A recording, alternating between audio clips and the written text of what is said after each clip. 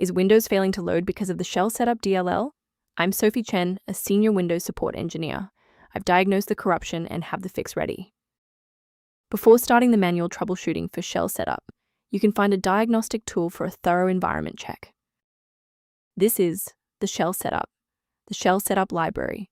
It provides unmanaged orchestration for initializing localized user shell folders and registry manifests during the initial user profile creation data link. Since we've identified what's missing, let's try the official recovery method. Shsetup is an essential component maintained directly by the operating system.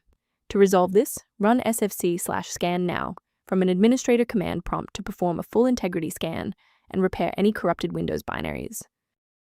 In cases where the official installer remains ineffective, we must escalate to a manual review of your system's active runtime state. Performing a restart can determine if the error is just a transient environment glitch. A reboot refreshes your system's path variables and can sometimes re-establish a broken link to the shell setup file. Bookmark this video or click the like button now so that you have a shortcut back to this guide after your PC finishes restarting. Following the restart, if the diagnostic status remains unchanged, please execute the commands in step 3. If you need to pause the video to review the syntax, please do. Because the reboot didn't resolve the integrity issue, we need to force Windows to rebuild its master file copies. First, open command prompt as admin. Second, you're going to type DISM space /online space /cleanup dash image space / restore health, then hit enter. Why are we doing this?